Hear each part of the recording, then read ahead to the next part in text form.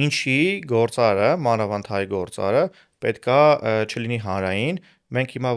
որ գնանք փողոցում հարցնենք 10 հոգու ում է ճանաչում հայ գործարար, կնշեն որոշ օլիգարխների անուններ, կնշեն 1, 2, 3 մաքսիմում անուն, որ ոչ տենց է հայտնի, բայց որպես գործարար շատ հայտնի է, ու վсё։ Ինչի, որովհետև գործարը միշտ իր գործունեությունը փորձում է բրենդը հայտնի է դարձնում, բայց իրան չէ։ Այսինքն մոռանում է իր անձնային բրենդի մասին, որովհետև կավետի մենտալիտետային է, հա, եկել է հին ժամանակներից, որ նախանձել են, չգիտեմ, գործարին, կամ մտածել են իրանց մոտ ամեն ինչ թույն է, իրանք ունեն հազարատ տներ, հազարատ մեքենա եւ այլն, բայց չեն պատկերացնում, որ ինչքան դժվար է լինել գործարար, առավել եւս կին գործարար։ Դրա համար